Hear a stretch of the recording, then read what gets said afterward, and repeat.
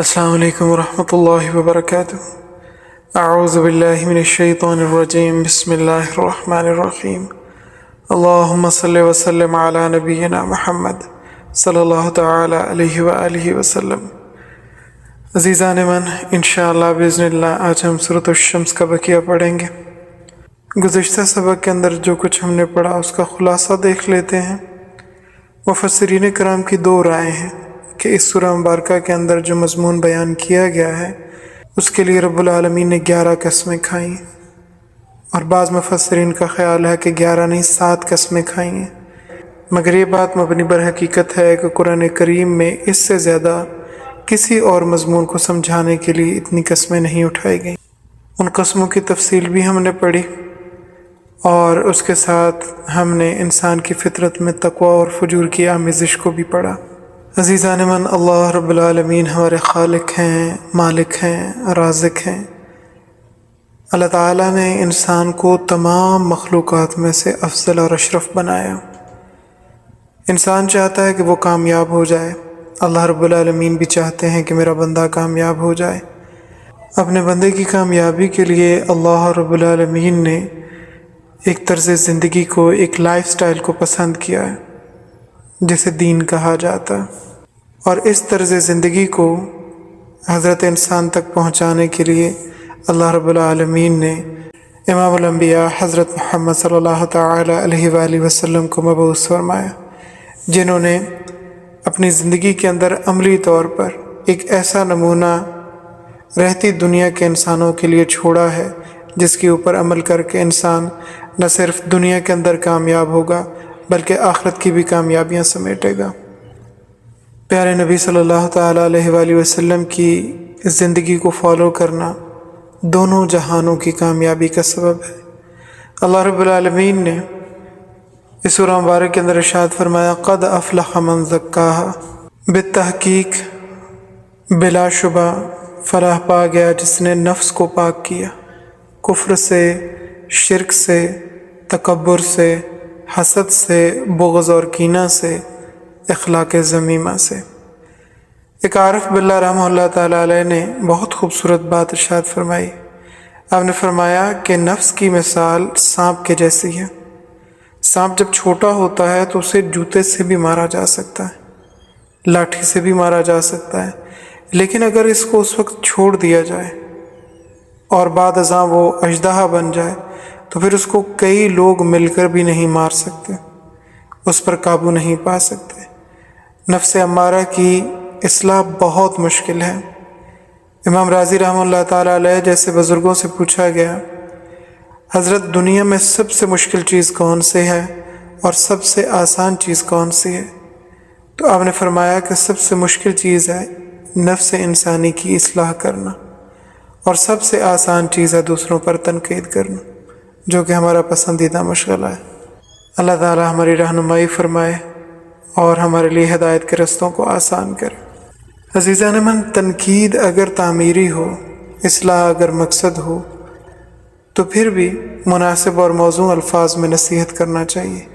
بڑے فرماتے ہیں کہ نصیحت کرنا بالکل ایسے ہونا چاہیے جیسے دروازے پہ دستک دینا، ایسے نہیں ہونا چاہیے کہ دروازہ توڑ ہی دیا جائے۔ انسان کے دو دشمن ہیں اور دونوں کے دونوں انسان کو نظر نہیں آتے، دونوں کے اوپر طاقت کے ذریعے قابو نہیں پایا جا سکتا۔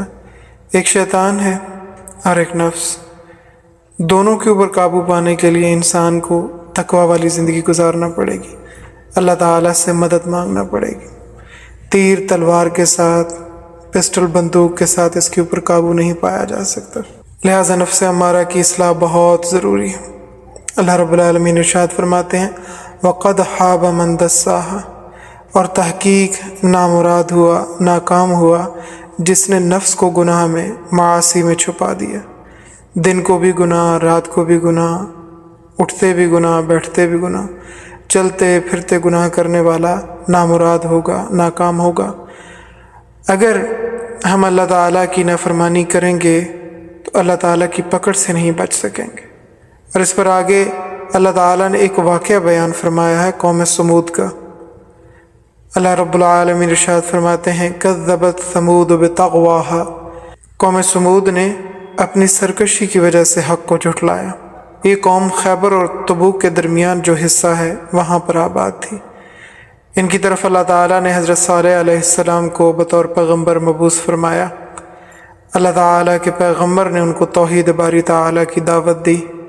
فرمایا قال یا قوم اعبدوا اللہ، اے میری قوم اللہ کی عبادت کرو، ما لکم من الہ غیرہ، اس کے علاوہ تمہارا کوئی معبود نہیں، کوئی تمہارا مشکل کشا، حاجت روا، فریاد رس دستگیر نہیں ہے، بس ایک اللہ۔ تو لوگوں نے حضرت صالح علیہ السلام کا مذاق اڑایا، کیونکہ وہ عقیدہ بد کے شکار تھے، وہ شرکیہ عقیدہ رکھتے تھے۔ تو جب ایک آدمی کھڑا ہو کر ان کے اس عقیدے کے خلاف بات کر رہا ہے، اگرچہ وہ حق بات کر رہا ہے، تو ان لوگوں نے ان کی مخالفت کی، آپ علیہ الصلاۃ والسلام کا مذاق اڑایا۔ پھر ان لوگوں نے کہا اگر آپ واقعی اللہ تعالیٰ کے نبی ہیں تو ہمیں کوئی کرشمہ دکھائیے، کوئی معجزہ دکھائیے، اور معجزہ بھی ایسا ہو جو ہماری مرضی کا ہو۔ انہوں نے ڈیمانڈ کی کہ سامنے پہاڑ ہے، اس پہاڑ کی جس چٹان پر ہم ہاتھ رکھیں گے اس میں سے ایک اونٹنی نکلنی چاہیے، پھر ہم مانیں گے۔ قرآن پاک کی تصریحات میں موجود ہے کہ انہوں نے جس چٹان پر ہاتھ رکھا اللہ تعالیٰ نے اسی چٹان سے اونٹنی نکال دی۔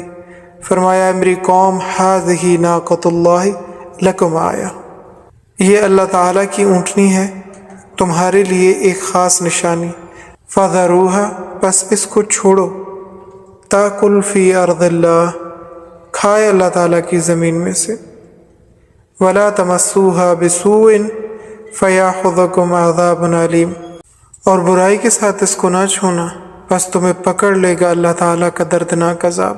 اور یہ بدبخت لوگ، انہوں نے اتنا بڑا معجزہ دیکھ کر بھی ایمان نہیں لایا، کہنے لگے یہ تو کوئی بڑا مضبوط جادو ہے، اور یہ بڑا کوئی کاریگر جادوگر ہے، اور جادو کہہ کر ٹال دیا۔ تو فرمایا جھٹلایا قوم سمود نے حق کو اپنی سرکشی کی وجہ سے۔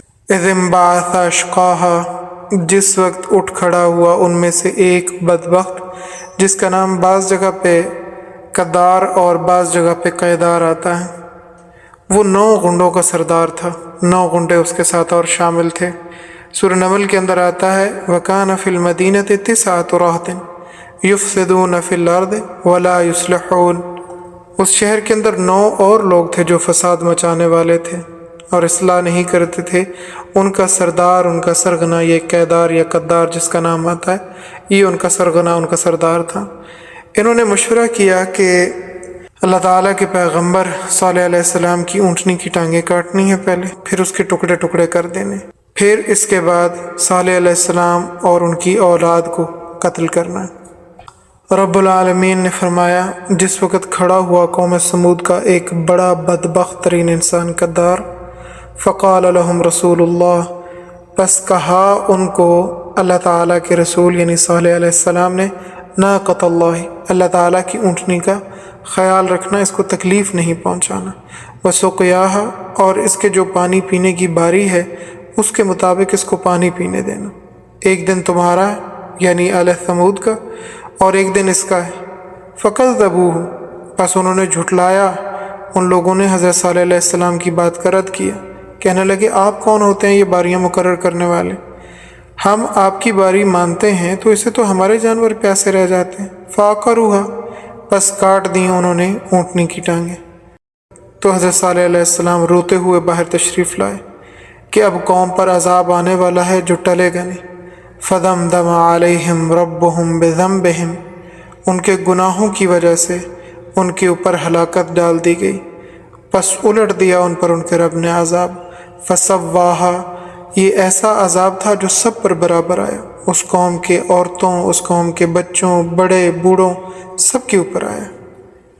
فأخذتهم الصیحۃ مصبحین، پس پکڑا ان کو خوفناک عذاب نے اس حال میں کہ وہ صبح کے وقت میں تھے۔ حضرت جبرائیل علیہ السلام نے ایسی خوفناک آواز نکالی جس کے سبب سب کے کلیجے پھٹ گئے، اور راجفہ کا لفظ بھی آتا ہے کہ ایسا زلزلہ آیا کہ ان کے سر دیواروں کے ساتھ ٹکراتے تھے، حالانکہ انہوں نے پہاڑوں کو تراش کر، چٹانوں کو تراش کر ان کے اندر اپنی رہائش بنا رکھی تھی کہ کوئی زلزلہ ان کا نقصان نہ کرے، لیکن یہ زلزلہ اللہ تعالیٰ کا عذاب تھا، اور اللہ تعالیٰ کے عذاب سے کون محفوظ رکھ سکتا ہے ماں سوائے اللہ کے۔ ایسا زلزلہ آیا کہ کسی کا سر اس دیوار کے ساتھ ٹکرا رہا ہے تو کسی کا سر اس دیوار کے ساتھ ٹکرا رہا ہے، اور جبرائیل علیہ السلام نے ایسی چیخ ماری کہ سب ختم ہو گئے، ایک بھی زندہ نہ بچا۔ وَلَا يَخَافُ عُقْبَاهَا، اور نہیں ڈرتا اللہ اس کے انجام سے۔ بڑے فرماتے ہیں کہ دنیا کے اندر کوئی بھی بادشاہ ہے، وہ کسی بھی قسم کا عذاب دیتا ہے کسی بھی قوم کو تو اسے بغاوت کا خوف ہوتا ہے، اپنی بادشاہت کے ختم ہو جانے کا ڈر ہوتا ہے، لوگوں کی جانب سے پروٹیسٹ کا خدشہ ہوتا ہے۔ مگر اللہ رب العالمین کی بادشاہت، اللہ تعالیٰ کی قدرت، اللہ تعالیٰ کی طاقت اس قدر ہے کہ اللہ تعالیٰ کسی چیز کا خوف نہیں کرتا۔ وَلَا يَخَافُ عُقْبَاهَا، اور اللہ تعالیٰ کو کسی انجام کا ڈر نہیں۔ اللہ تعالیٰ ہمیں صحیح دین سیکھنے، سمجھنے اور اس پر عمل کرنے کی توفیق نصیب فرمائے۔ جو کچھ پڑھا سنا ہے اللہ تعالیٰ محض اپنی رحمت سے قبول فرما لیں۔ اخلاص اور استقامت کے ساتھ اپنے دین کے کاموں کے ساتھ جڑے رہنے کی توفیق نصیب فرمائے۔ اللہ تعالیٰ ہم سب کو اپنی نافرمانیوں سے محفوظ فرمائے اور ہمیں نیک کام کرنے کی توفیق دیں۔ اللہ تعالیٰ اپنے فیصلوں پہ ہمیں راضی فرمائے اور ہم سے راضی ہو جائے۔ سبحانک اللہم وبحمدک، نشہد ان لا الہ الا انت، نستغفرک ونتوب الیک۔ السلام علیکم ورحمۃ اللہ وبرکاتہ۔